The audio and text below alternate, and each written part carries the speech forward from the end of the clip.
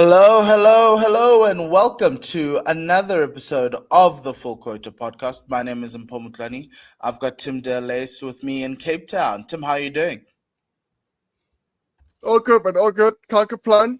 I can feel the change in season. The season is slowly coming to an end, sadly, but all good. Yeah, we've got a few more rounds of 4-day series left, so get all your cricket watching in now because IPL season is upon us as well at the end of the month. So for those who don't like T20 cricket, the South African season is ending so quickly.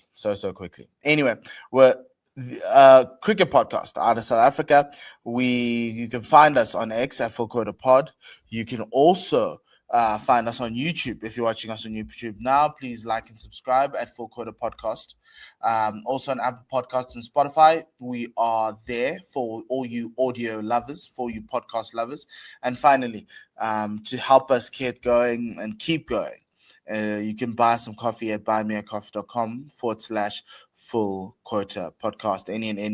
Any and all contributions are appreciated.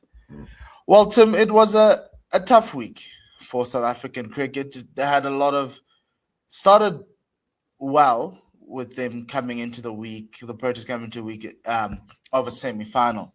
But then the semi-final in itself reminded us of all the other semi-final exits that we've had before. And South Africa losing by 50 runs wasn't necessarily a great showing for most of the 11 that was there.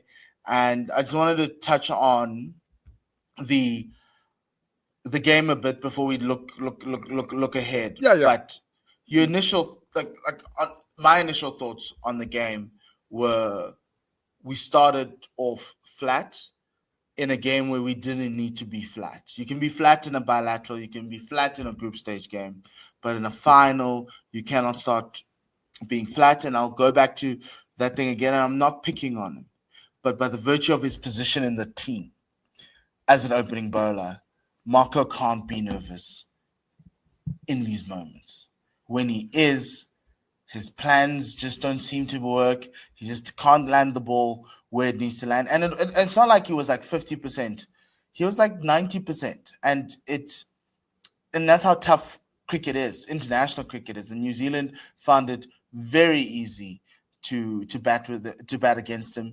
Lugingiti on the other side also wasn't as potent. My only question was, wouldn't you have wanted to start with Kagiso and try to see if Kagiso can ease the team into the semi-final? But these two had earned the opening berth, and the bowling was, for me, the reason why we're out of the tournament. From a batting perspective, they did hesitate, but largely was because, in essence, they thought they were ahead of the rate and they thought they could just cool it off and try to protect wickets. But then that's when their mistakes came in, and mistakes happen. Just unfortunate that we land on the wrong side of those mistakes. Losing by 50 runs, the game was lost the moment we allowed New Zealand to score 362. What do you think, Tim? I'm glad we are largely in agreement.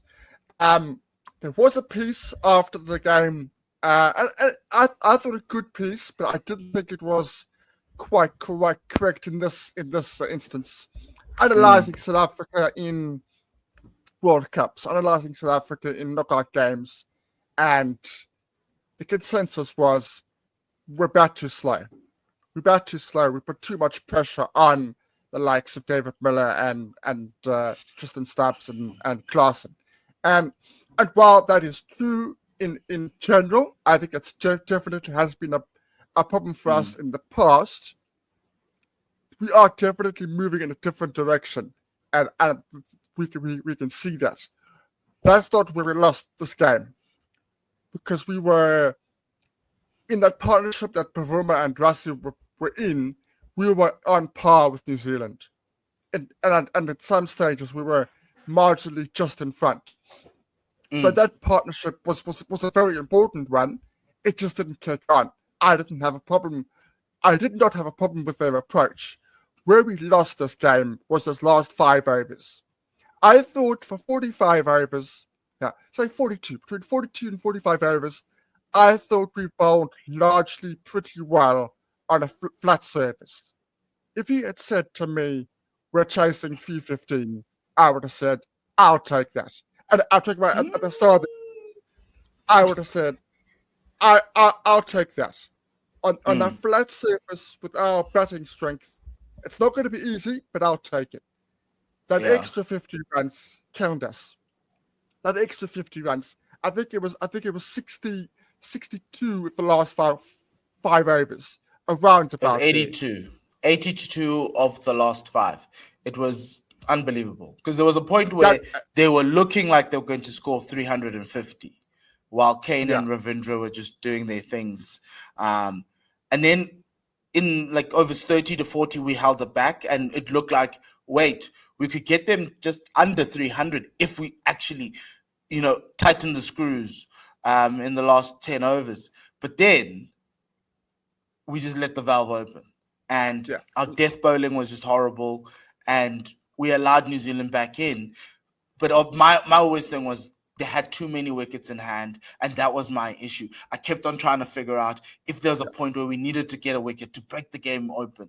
Break that 150-run partnership should not have happened. You take your catches, Hannah Claassen. He had a very off-ish day behind the stumps.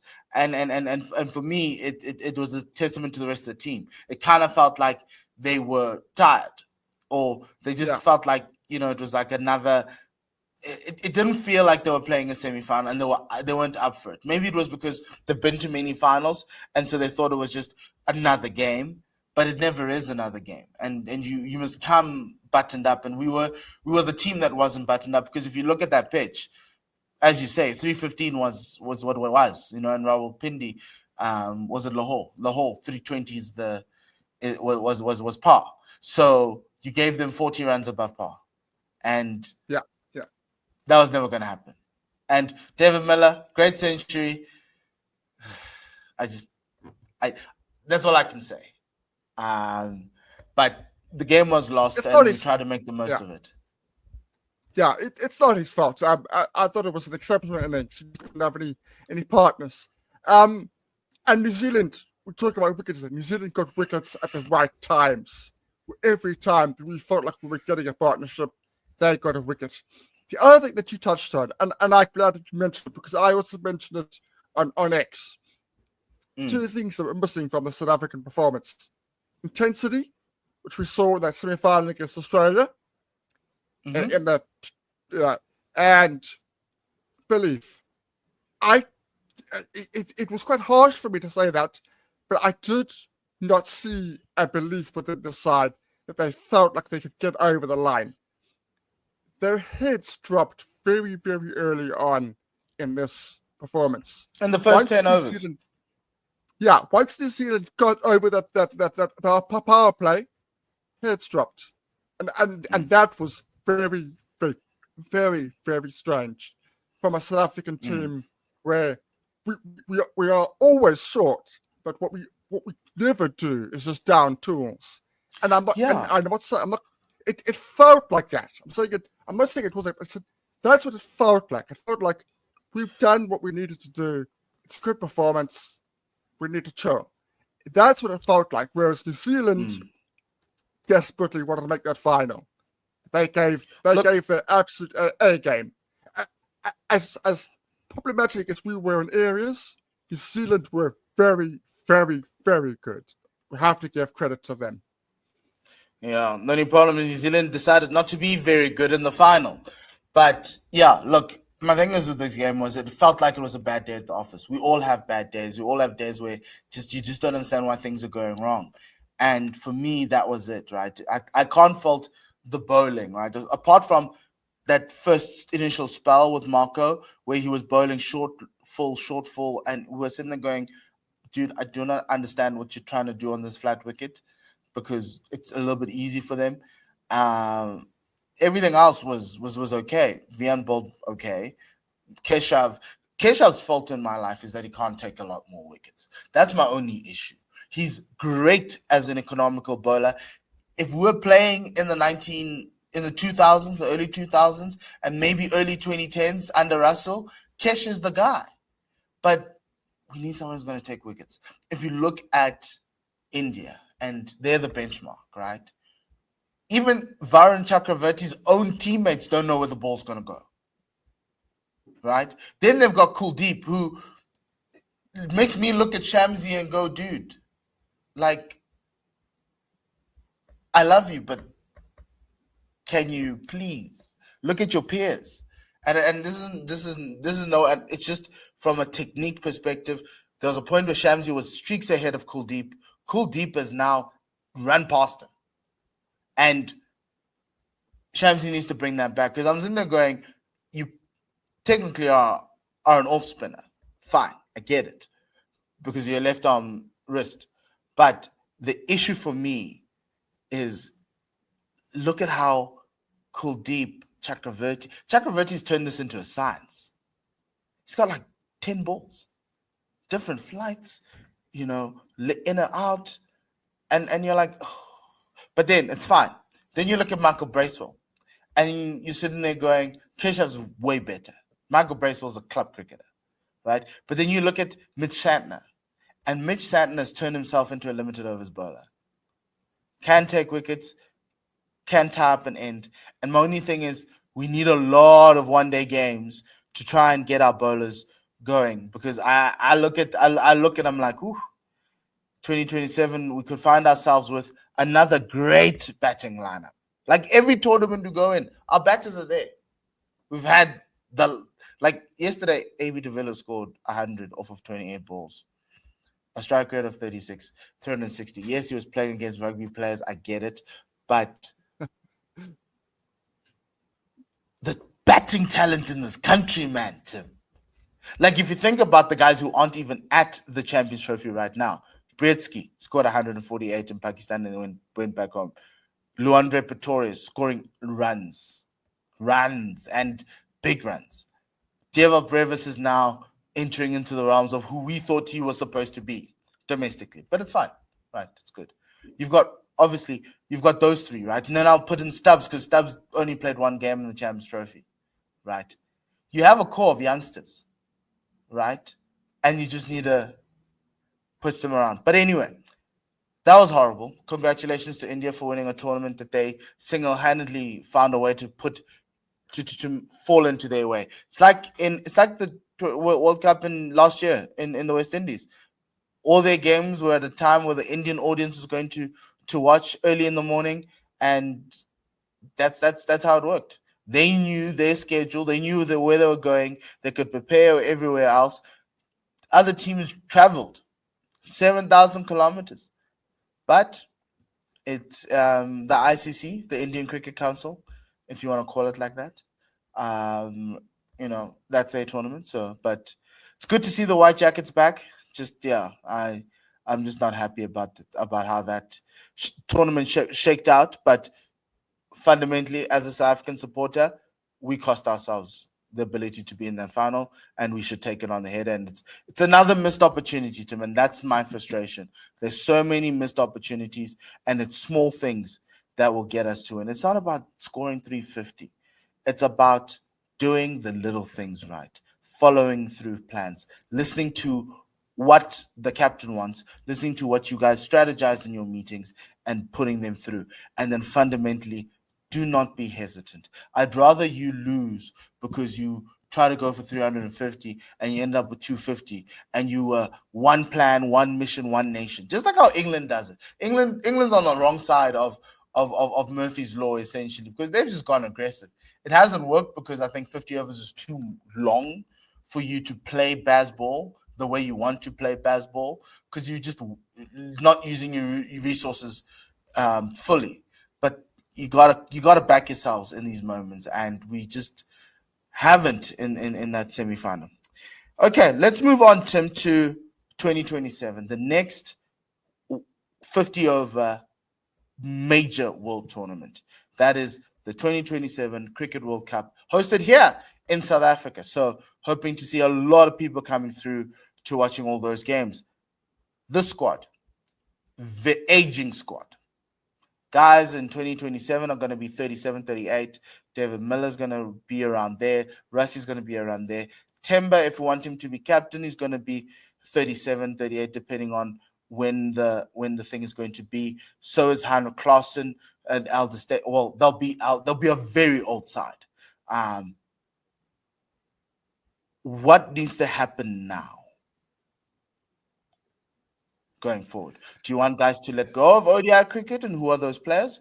Or do you want, because people will say blood the youngsters, and the youngsters are kicking the door down. What's your answer? So Purvis and Pretorius have to come in, and Bretsky. Those three have to be there. That for me, there is absolutely no question about that. And with that, there's going to be changes if that happens. There's going to be changes. The problem I have is there's not a lot of, although it's going to be in South Africa and it's going to be less important. We don't have a next Shamsi on the rack. That's my worry. We don't have the next Keshav on the rack. It's fine having one of them or even both of them there, but you want the next guy to be there by that stage. That's my worry. My worry, as you said, is not the batting. We will have the batting strength. My worry is, will we have the bowling strength? That's my concern. But just on a very simple platform, those guys come in without question. They've answered the call. They've done what they needed to do. They've gone back. They've re-looked at their games, particularly somebody like Purvis. He's gone back and looked at his game. And he's definitely, while he's still very aggressive, he's reined it in slightly. He's just reined it in slightly. And that's what's given him the platform to make those runs that he's made in the One Day Cup. He now at least allows himself to have a platform to score those runs rather than just go from ball one. We are close. The other thing is, it's not going to happen because Enoch and Quay has basically said we're going to back him to 2027. And from this point, he's right. He says he's mentioned a full-time bowling coach and a full-time batting coach, which they obviously don't have. Obviously because of JP leaving. That obviously hinders Rob's chances. That makes his job more difficult. And unquestionably, if you don't have a strong backroom staff, that does make your life more difficult. I've been on this podcast for the last 4 years about having a strong backroom staff, whoever is in charge. So that's important. I'm just not convinced, with that being said, that Rob is the guy that I'll be going to 2027 with. I'm not convinced that he is the guy. He has won one bilateral series since coming Proteas coach, and that's a problem for me. Who's the guy? That's another question. It's not an easy one. The only one that really springs to mind, and I'm not sure he would take the job though, is Adrian Burrell, Sunrisers head coach. If I'm thinking of a name, thinking of a guy, he seems to be able to build team ethic. He seems to be able to build a working group that doesn't necessarily have blockbuster players and bring out the best in individuals. He seems to be able to do that. That's what we need to do. We need to build that kind of ethos around the team where we're not relying on Klaassen or Miller to get us out of the games time and time again. I don't think Rob's done that. I think Rob is still too reliant on our top players to get us out of the fire. We're not playing well enough as a team, which is why we're not winning bilateral series, which is why we're not winning World Cups. We are close, but we are close in my opinion, largely on the incredible talent that we do have, and we do have that. But to go that next step, I think we need a change. I don't think this change is going to happen. Concur has basically said it. But if I'm doing the business, if I'm doing it in his position, I'm making that hard decision, and I'm making the hard decision now. Look, I too think Rob should go, but these tournaments keep on saving him. He keeps on getting to semi-finals and finals, and off of the back of, oh no, I've got guys who can pull us out of the fire. He doesn't play his best 11 in bilaterals, which bothers me a lot. But obviously there's other things like scheduling and play health and everything else.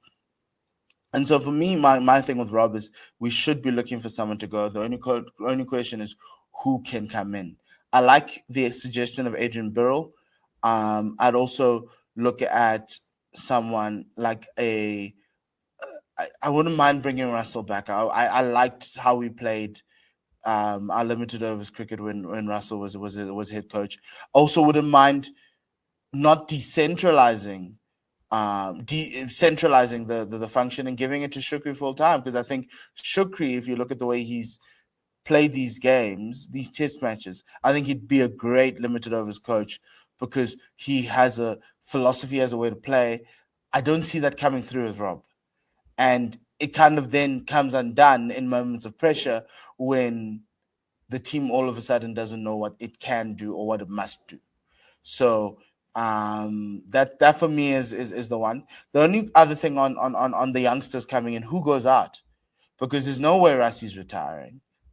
I don't think CSA will allow Timber to retire prior to a World Cup at home as a black captain, the first black captain of the nation. Tony's out of the team right now because he's not in the starting 11 because Ryan's taken a spot. David's not going anywhere because we see the talent that he has. And as much as Brevis and Luandre and whoever are great, there's no way I'm taking David Milan, nor to Heiner Klaassen. And then if I raise the name of Aiden, you guys are going to call me a bully.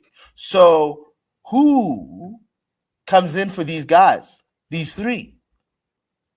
Or are they just going to be squad players? Because the other thing is we are even struggling to get Tristan Stubbs in the side. So what must happen? Because we can name youngsters, but people need to leave. Yeah. No, you make a good point there. You make a good point. I would still, and I thought he had a very, very good Champions Trophy, and I thought in that game against New Zealand, he was playing as well as I've seen him play in a long time. But I would still go,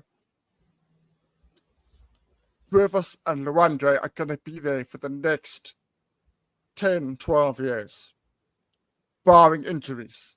They are the future. They are the guys that take us to that next step. I love Rassie. Rassie talking about a team. Rassie is a team player. Rassie's always been a team player. That's what I love about him. But I do think that in my opinion, again, you talk about hard decisions. I'm taking the hard decision. I'm going, go out to the high. Go out on the top. Go out performing as well as you want. Go out with us wanting more. The longer you wait, the more you continue, the more we will want you. Because eventually it's gonna dry up. Eventually he's gonna lose it. That's just the way of professional sport. But you make a very, very good point on the other candidates. But yeah, for me, it's Luandre out, Rassie in. That's what I would do. You make a good point. Otherwise, though, you make a good point. I wonder if, because I've heard rumors that Miller has thought about retirement over the last 18 months. It's sort of crossed his mind type of thing. I wonder if a discussion is, listen, there's a T20 World Cup every year. We still want you, but maybe give up the 50 over. Maybe give up the 50 over, and then I can get the Brevis in. That's a very hard decision to make when you've just made 100 of 60-odd balls and made the game a lot closer than it actually was in the end. That's a very hard decision. But again, I would have a discussion with him. I would have the discussion. How long are you anticipating playing? Are you considering giving up the one to play the other? That's a discussion I would have with David Miller. That's definitely what I would be thinking along the lines of, I want him more for T20s than I want him for 50 overs. No. My thing is, I see the talent of these kids. 2027 is their last dance. Unless if there's a massive deterioration in form in the next year, I will try the kids in 50 over games. I'll try and play Miller and the guys in T20s to prepare for the T20 World Cup. But for me, if I was a coach, even if I was a new coach, there's no way I'm asking David to retire. There is no way. No Klaassen. Even Russie's a one-day international cheat code. Do you know why? He gives you what Kane Williamson gives New Zealand. He's so good at this format. It's ridiculous. And he churns out runs. Even when we're losing, he's scoring runs. Yes, he had a bad patch earlier on, but that was like T20 stuff. But like Russie is a one-day cheat code. And I sit there going, I see these kids. I see them. But there's no way I'm bringing them in unless as batting cover. If Stubbs can't make the side, then there's nothing I can do. The only person I'd question is Aiden, but Aiden scores 50s. Right? So the only thing for me is this, we have such a great talent, but there's no way this is the last of this generation. It has to be at the World Cup at home. And the other thing is I don't want to go to the World Cup at home with youngsters. I'd rather be like, this is your last dance, this is your last ride. Maybe that will get them out of their skin and hopefully win a World Cup. But like the only comeback I will have is we've had this, it's our last chance. That T20 World Cup in America, that was the last dance. The whole feeling around the camp was, we're going to win this. We're at the right time. We played the right cricket. We're at the right maturity. We are there. We are there. And we were there. We were there. We were a couple of overs from getting that trophy. I think if we had won that trophy, I think you would have seen a couple of retirements.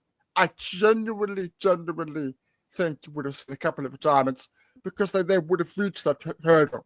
They would have reached the pinnacle. They would have got the trophy in the cabinet, and they would have said, "Thanks, but I'm now going to go the T20 leagues and do that for a couple of years before I retire." That's my worry: is you hang on to these guys a little bit too long. Right now, it looks like a silly decision. I agree. I absolutely agree. Russie played magnificently in this tournament. He played as good as he's played for a long time. But there has to be a time when you're going to have to move on. There has to be. And yes, those that time guys, is 2027. It's not now. Those guys on the fringes, for me, are ready. But we'll see. We'll see. What I'm saying, here's my thing, Tim. Send those kids on an SAA tour around the world. Put them in the SAA team. Let's have a very strong SAA team. And we take them around the world. We take them to Australia. We take them to England. We take them to the West Indies. We let them dominate 50 over cricket at that level. And then those that, because injuries happen, things happen, people will move on, whatever it is. I don't think of the guys we've been talking about, they all will come back. But if they do, it'll be awesome. Sorry, I'm just trying to stand up. Let me stand up. And there we go. Yes, just a little technicality. The thing is, I know those guys are going to be there. Keep them ready. Keep them fresh. Keep Bretsky ready. Keep Stubbs ready. Keep them fresh. And we'll decide. It'll happen naturally, but we can't be asking for guys to come in. The one person that I would say is is we need to discuss. So the question for me is right: is do we want to take Timber from for ceremonial purposes, or do you want to take him as a contributor to the side? Right. If you've got Ricks there, right, opening, he's the one where you can be like Luandre can come in because you want some explosive batting at the top of the order. So you have your David Warner-esque Luandre Pretorius, and then you have Rickleton, right? But it doesn't mean Timber's thrown away. But those are the questions that we need to figure out. And I think Enoch's got a lot of questions to answer, because we'll see with the contracts now as to who's in, who's out. Especially also after the World Test Championship, right? If we win that, some guys might be like, this is it. But if you think about it, Russie only plays one format for South Africa anymore now, right? Doesn't play tests, right? And Claassen as well. Claassen's now down to 2. Miller's only playing 2. So I think for the next year, maybe bring those youngsters in the T20 setup, let them play SAA, and then let's look at that T20 team to blood the youngsters in for that World Cup in India, because I think they need to learn how to play in India as well. And then those guys who thrive there, and I hate this multi-code thing, but it's the only way it can work. You then start feeding them in. Should there be injuries? Should there be unavailabilities in bilateral series? And let's see if guys knock the door down. And if senior players have to come back to play a series against England at the end of the year because Luandre's scored 500s in a row, then they must come back and they must fight for their position. So I think it's a good thing. It's just, I'm just uncomfortable letting these guys go now when all these guys we're talking about have had one good season.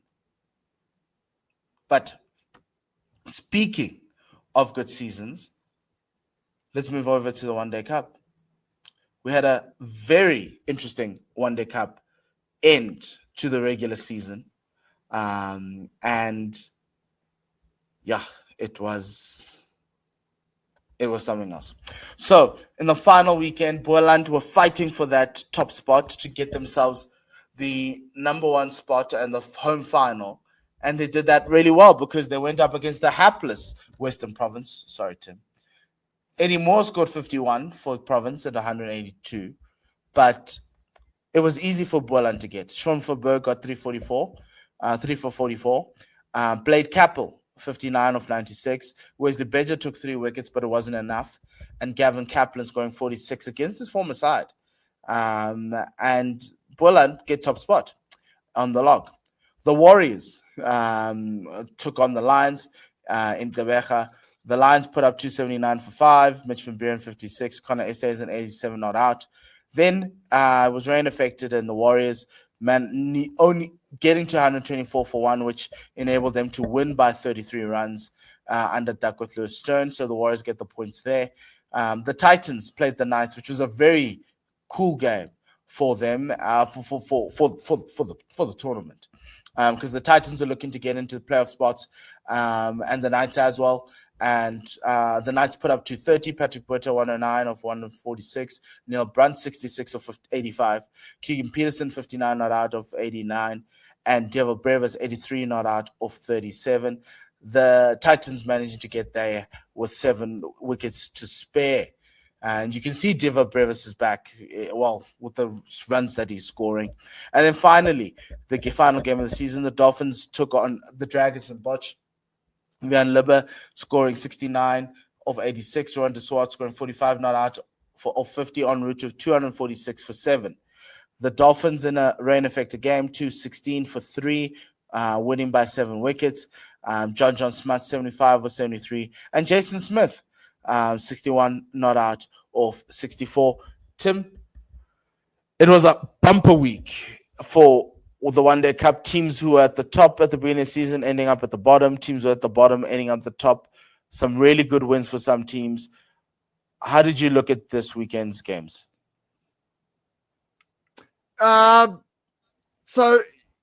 the big games for me were the Dolphins win because of we'll get into it, the Dolphins winning made sure, because of what we'll discuss just now, there at the playoffs. That was obviously hugely important. But of course, the big one was the Titans Knights. That was the winner of that goes through to the playoff eliminator, shall we say? Sorry, eliminator. The Knights have been really, really competitive in this tournament. I've been very, very impressed with them throughout. They've easily got, in terms of the squad, the weakest team. There's absolutely no doubt about that. Easily got the weakest. The second game in a row when they've been 30 for 3, kind of, and in all sorts of bother. Very good innings from Patrick Berta. His first list 100 for 7 years. So that tells you it's taken them a while to get that. That was the big one. The Titans Knights fixture was big. The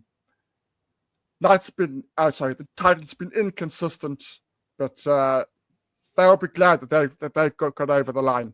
And yeah, look, Province are just. I wonder if it's off-field issues as well. Your drop-off can't be as significant as this, because they were decent in the 4-day competition. They were decent in the T20 competition. Their drop-off in this competition has been absolutely astronomical, and it's not just the fact that missing a couple of players. Guys that have been doing it week in, week out, season after season, are not producing their goods. If you look at their averages, they have a betting, but it's a poor tournament. Tony, when he played, wasn't all that good. George Linder, okay, but not effective enough with the ball. Carl Simmons even struggling because he's so much pressure on those individuals. They've been poor. They're in big trouble, because, and I say they're in big trouble because they don't have the money that the teams like the Dolphins and the Lions have to go out and buy new players. They don't have it, so their solution has to come from within, and from within is Gavin Kaplan at Poland, Matthew de Villiers at the Warriors, and C.S. Amechi was playing club cricket for the last 5 years in Cape Town. All three now playing elsewhere. They've got huge problems. Yeah, it sounds like they've got a lot of problems, and it does feel like it's off you, but they've had injuries, and you can just put them in a very precarious position. From a table perspective, in there is a Boland finished first. They go straight into the final with 25 points, 5 wins. The Dolphins ended up getting on 4 wins. Remember how they were at the bottom of the table with 23 points. The Titans with 4 wins as well, 21 points. The Warriors also with 4 wins, and moves them to 16 points. The Knights with 3 wins in 5th, 16 points. They just missing out. The Lions in 6th with 2 wins and 10 points. The Dragons from Northwest, 2 wins and 9 points. And Western Province, 1 win and 5 points. So that's how the one-day cup has finished. And then the fixtures, right? There's a qualifier that's about to happen, and that is going to be between the Dolphins and the Titans, happening in Durban. So this is what happened yesterday. At the end of the fixtures yesterday, the Warriors had qualified as number 3 in their group, I think with 20 points.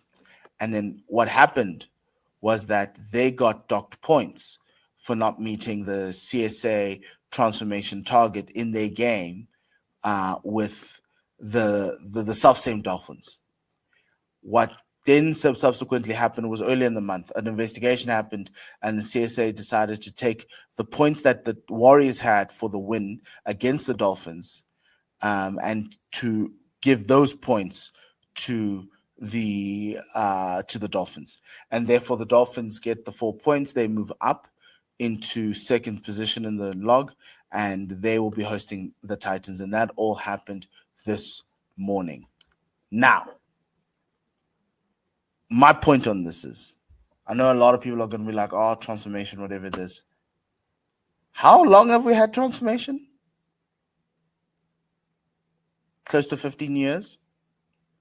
And we're still having this situation where a team knows they're fielding a team that's non-compliant, doesn't follow the processes, because there are processes. If you don't have players, you can apply for exemptions from the CSA and the like.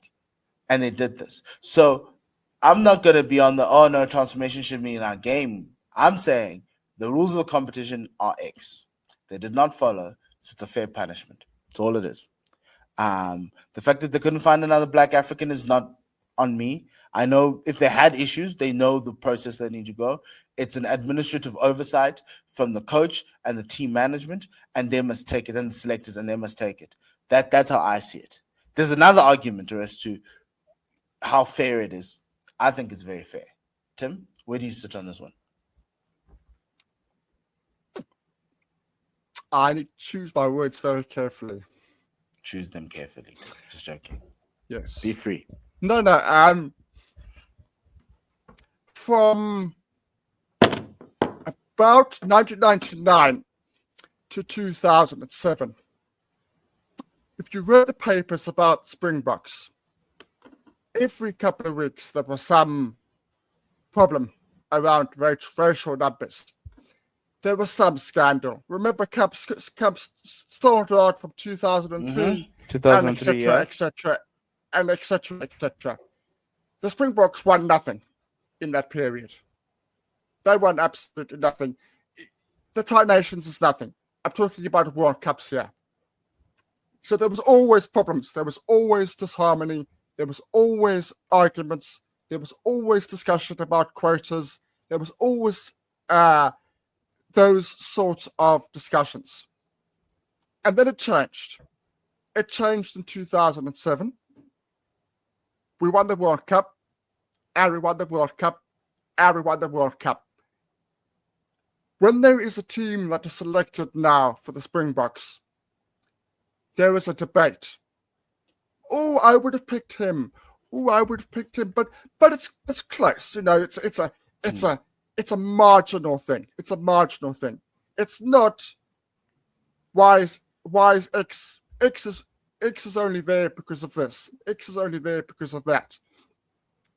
I'm not entirely sure how rugby has turned it around, but rugby, this country gets behind that rugby team 100%. Okay, 99%. There's always going to be somebody. 99%. That team gets support, it gets a following, and the team wins. And while, of course, there are still going to be issues. Of course they are, because of the past that we have. That's still going to be there. But it is a fraction of what it was. I don't quite understand how Cricket South Africa has taken so long to get to that point where we can't live in that space. It infuriates me. So obviously, I'm not going to say this is right. I think this is wrong. Valid point. There are processes and things in place. The big problem I have is I don't know if X is injured. Now, that obviously isn't the case, because if X was injured, then Warriors would not be punished. So that's out the point. But we don't know that. But I would imagine that that's not the case. I'm going about this the wrong way. My issue with this is the rugby. It is no, not the rugby. I'll put the rugby aside now. The national side is selected over a 12-month period. Why cannot not be in domestic cricket over a 12-month period? The days of picking lily white teams are gone. The days of doing that are over. I do not believe, for example, that Robbie P does not believe in transformation. I do not believe there's a single coach within the domestic structure that doesn't believe in transformation. This was one fixture, one game. It wasn't over an entire tournament. Why can't we move forward with the times? There was a time when we needed to have these rules in place. Absolutely, when they first came into place, they made sense. It made sense to drive that in to the people that were involved, so that they went along these roads that we had to pick as many players of color as possible, so they came into the system, so they were given the pipeline to go up to the Proteas selection. We don't have that space in that moment. We have enough players of color in the domestic setup. Yes, we have an issue with lack of Black African batters. We have discussed that at length. I just think that if we want to move forward, if we want to win tournaments, if we want to get the best out of our players, I think there needs to be some kind of leeway outside of, as you rightly point out, they can go to Cricket South Africa and say this person is injured, so therefore we can't pick him. I still think we need to move forward with this. I still think, as much as the rules are the rules, how rigid do we have to be? Do we have to stick to the rules, come what may, even when the situations change, even when, to a large extent, our teams are transformed, even to a large extent, the teams are performing? I think we are hampering the domestic competition if these things are happening. I genuinely believe that. As I've said before, this is one fixture, just one game where it's happened. I tend to agree with you. I think it should be across the season. Well, not the full season, a competition, right? It can't be as rigid. But what this has told you, and you can see it at SA20, is that's where I disagree with you. It's still, these targets need to happen. Why? Because if you look at how SA20 is being selected on supposedly merit, the amount of Black African players and players of color in the competition dwindles dramatically. And for me, how do you safeguard against that? Because already now you've got a tournament that is seemingly of higher quality, and it's white players who are getting the opportunities, getting to play, to be coached by the legends, getting to do all of these amazing things. Yet the players of color, the Black players, are going to come through way. And so it's an important safeguard in making sure the interests of everybody across all the racial lines are protected. And for me, yes, it can't be a game for game situation, but Robbie P knows the rules. He's been in the system. He knows this, right?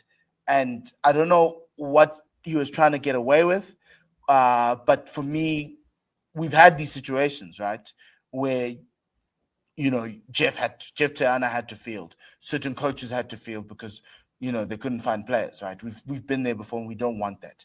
And so I'm agreeing with you that the target must be over the season, each competition. My only issue is that how do you? So, for instance, right, in the last game of the One Day Cup, if the Titans field or anybody field a player less and their target is now below, you're going to be penalizing them when? Because they're supposed to be playing on Wednesday. So when's that investigation going to happen? And that's my only issue about how you enforce these things. From a rugby perspective, rugby's not transformed.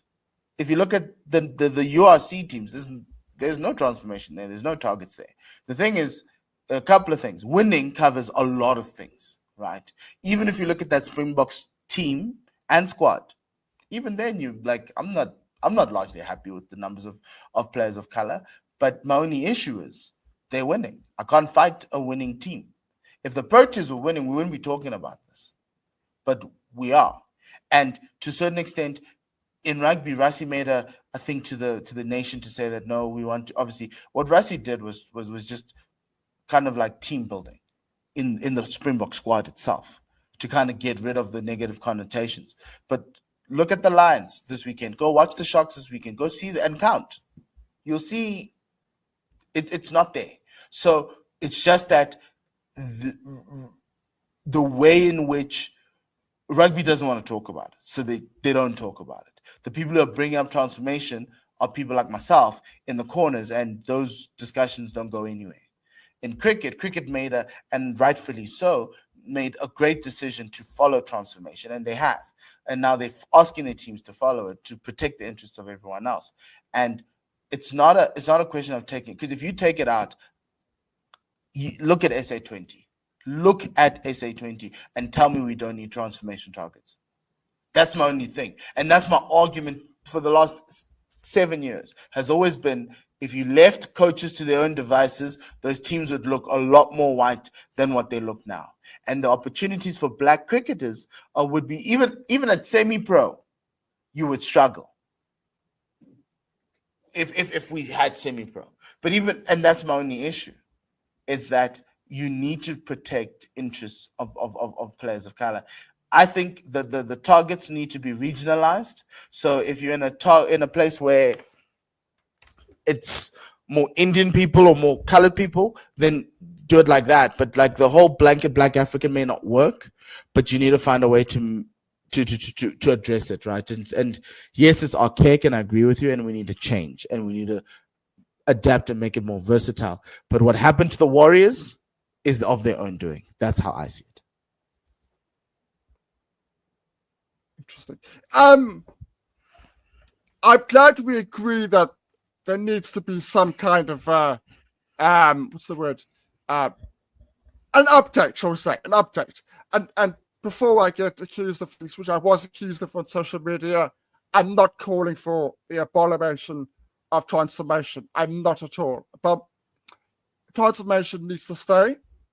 It just needs to be updated, in my opinion. I think we've moved a hell of a lot way forward from where we were when it was first introduced. Interesting what you say. I do want to sort of move on slightly, but it is interesting what you say that there's a unconscious bias there, that if we did get rid of them, which I don't agree with, that unconscious bias would return. I'm not saying it wouldn't. I'd be very sad if that was the case. And look, it's not going to, because we're not going to get rid of it. But I would have thought. And I'm talking in division. I'm talking Division 1, Division 1 teams, the top 8. I'm thinking all of those coaches understand where we are, and they understand why we have to pick the players that we do, and the way that it has to be done. I just think it needs to be tweaked. That's all. Tim, coaches want to win. Yeah. Coaches want to keep their jobs. And the only way coaches keep their jobs is if they have the best talent and they win games. And I'm not saying players of color aren't the best talent. I'm saying that cricket is an inherent game of failure, right? Look at Rassie van der Dussen, for instance. And I hate using this example. Prior to the World Cup, he couldn't score a run. He couldn't find the middle of his bat. Yet, the safe argument is bring Matthew Bretsky in. But it wasn't. You persisted with Rassie. It's not like soccer where you can see form is dwindling and you can do something about it and it will hurt you.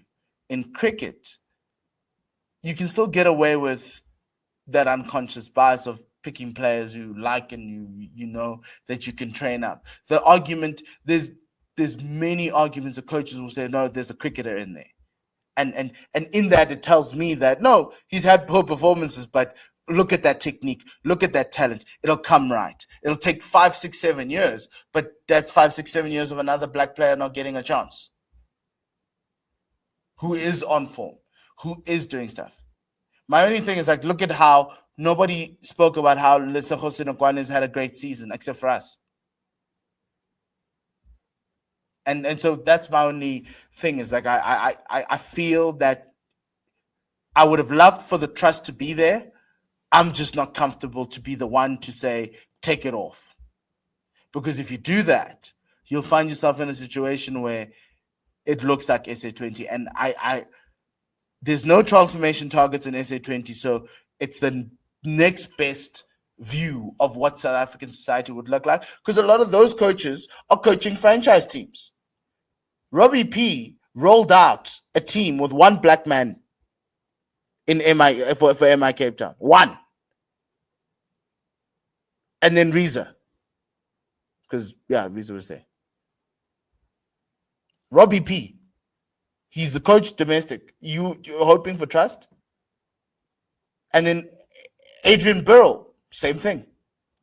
We're the black men at Sunrisers. Andile Simelane sitting on the bench. What is it? Durban Supergiants. Where were they? It was just Junior Dala. And when he's not playing, I can go to the Pretoria Capitals as well. Here's the thing. They even overlooked SA under-19 international cricketers who went to the World Cup, who are black. And they went and picked kids who played for Tuskers. Where's Richard Sillerton? He played for the Lions. But where is he in SA20? So that's my only thing. Like I get Gwena and the superstar black players come through, but we still have a system where mediocrity reigns in the bulk, and it's average white players, and that's my thing. And I'd also like a world where average black players get a chance too. But that's how it is, and I think there's no trust there, and I'm not willing to let it go right now, because I look at that SA20 and I'm like, every team. Paul is a little bit different, but even then you're sitting there going, they could do better. Joburg Supergiants, if there wasn't for Lutus Ipamla, same thing. So, or Super Kings, whatever they call themselves. But so that's essentially why I'm like, no, I don't want that now. Because if you take it off, it's a free-for-all. And we find ourselves in a situation where we'll be crying out for transformation, but we'll be like rugby on the other side, and the team will be winning, and we'll be like, it's okay, let it go. But rugby's done a great effort at the national team level to make sure that the players that they pick are picked on merit. But at the club level below, which is why you keep on seeing all the same black faces coming into the team. And it's been the same guys for the last 2 World Cups. So that's just it. Tim, I think let's close out with this. Just one thing. Talking about punishment. So in my world, Warriors start next season with a points deduction from one of the tournaments. That's what I would do. I understand why what was done. That's what I would do. If you're talking about punishments. No, it must happen. I like this punishment. I think it's good. Teams must learn. I just think the targets need to be adjusted, but these are the rules of the competition. Like I sit there going, you knew. Next season doesn't help me, especially because we're supposedly changing the format, which we'll talk about on Thursday, of franchise cricket. Relegation is not a big thing. I love this new provincial system, because teams like Western Province and Dolphins can go down, and in my head, that could be the punishment. You get 0 points for the competition if you don't meet a season-long target, which means you're looking at relegation. That is a much better one. You can win it, but if you'll get 0 points. So, Agreed. Yeah. Cool. Let's close out with Division 2. Let's go quickly through some of the fixtures. The Inyati did an incredible job on Sunday by beating the Badgers and getting themselves into the final to play the what team was it? To play the Tuskers. Tuskers. Really, really awesome win there from them. I'm just losing my place. George Van Heerden again, 72 not out from 100 balls. Luke Beaufort, 75 off 89. It feels like I'm looking at S under 19. Nathan Roux of the Inyati, 53 of 43, and Shane Dadswell, 48 of 32. The Inyati have become a really great 50 over side. The Rhinos beating Northern Cape Heat to kind of kill their hopes of a promotion, which again, for the third season in a row, the Heat will not be going up, largely because they can't win these games. And the Heat ended up losing 2 games in a week to pull them down from second to fourth position. They lost to they didn't play against Inland, so that was a no result. But then, yeah, they lost to the Rhinos, which kind of kicks them out of any chance of being promoted. Romano Blanche 4 for 25 for the Heat. Kirtland Manikam taken 3 for 44, and Gareth Dukes of Mpumalanga 2 for 17 in a very low scoring game. Easterns winning again, beating Limpopo by 59 runs. Grant Thompson 56 for 78. Johan Libba 51 of 65. Jan Kotze 4 for 54, and Aman Khan 3 for 24. And then the Tuskers beating SA Emerging to solidify their spot at the top of the One Day Cup and also their promotion into the first division next season. Jack Lees of SA Emerging of the Tuskers scoring 137 of 130. Sean Gilson 69 of 85. Jason Rawls of SA Emerging scoring 60 of 66, and Chad Laycock of the Tuskers 3 for 42. Tim, it's all about the Tuskers and the Inyati, who've played sensational cricket. Absolutely. That was a very close thing because Inyati had to get a bonus point victory to pip, had to get a bonus point victory to pip Mpumalanga because Mpumalanga also won. If Inyati did not get the bonus point, Mpumalanga would have made the final, which would have meant that we would have had 2 seasons where Limpopo and Mpumalanga would have made a final of a white ball tournament, which would have been a really nice story to have. But putting that aside, Eastern Cape and Inyati have been very consistent in this tournament, and they're probably just about to save it. But it just shows how close it went right down to the wire, outside of the Tuskers being the best team in the competition and by some distance. Yeah, really, really awesome there from the both teams. And they've got a final on Friday in Pietermaritzburg where the Tuskers take on the Inyati. And I hope the Inyati come through there and get a trophy. It's kind of the start of the season, losing 8 in a row. Now they've moved on into the One Day Cup, and now they're in the One Day Cup final. Really, really awesome. Okay, let's look at Tim's teams of the week. In the Division 1, Eddie Moore makes a return for Western Province. Blade Capel comes into the team. So does Connor Esthuizen. Devil Brevis has like a 3-week stay here in this thing. Jason Smith, Tim's favorite, also comes back in. Patrick Buerta, after that century, also comes in. He can also bowl a bit. JJ Smuts, John Smuts coming in as well after that 70-odd for the Dolphins. Sean von Berg, he's been a mainstay in this list. Brendan Subrine also comes in. Imran Manak has also been a mainstay for this list for Boland.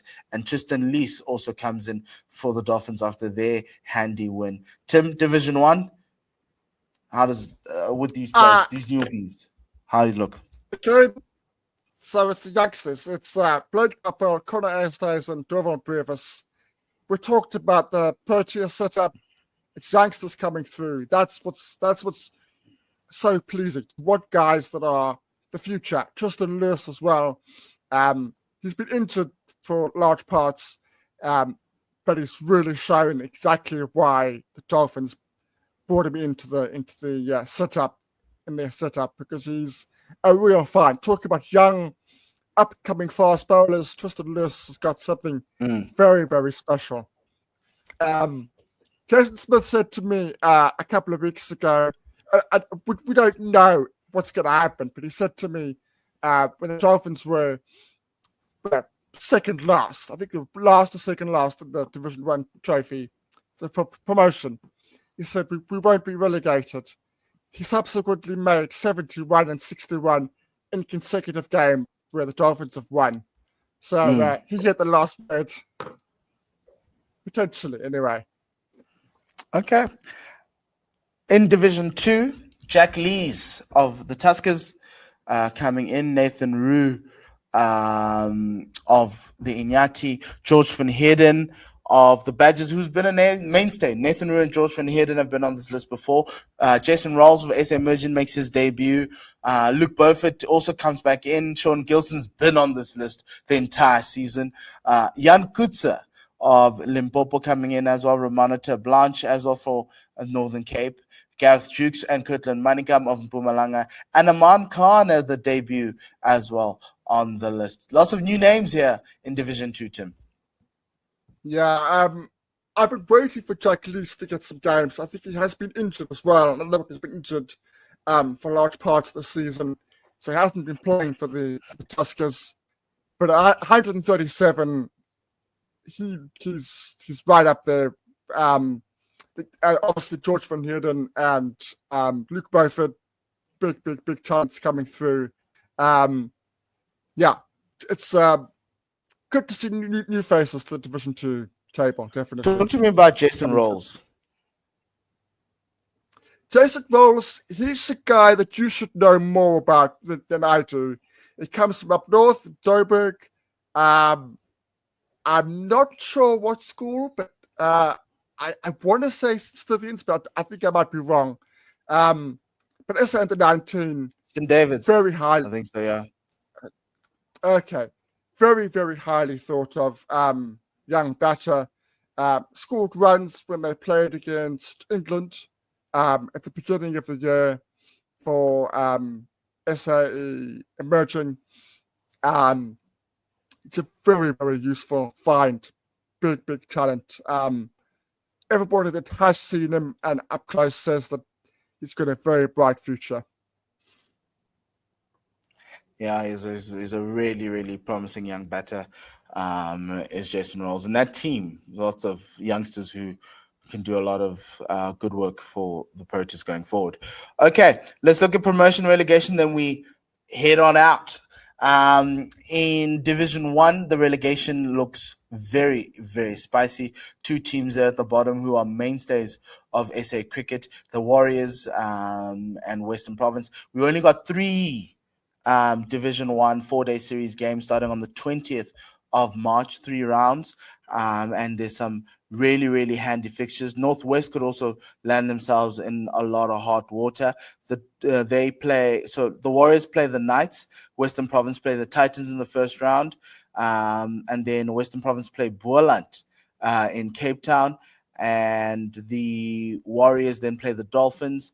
And Western Province finish off with Northwest, which could be a effective promotion relegation match. I think the loser gets relegated if things go well, but the Western Province need to catch the Dolphins in order to get them there. But on the other side, we only speak of one team and one team only. It is the ACD Express Tuskers, KZN Inland. They are going to be promoted into 2020, into the next season of Division 1. They have been the best team across all formats. And yeah, Tim, great news there for the Tuskers.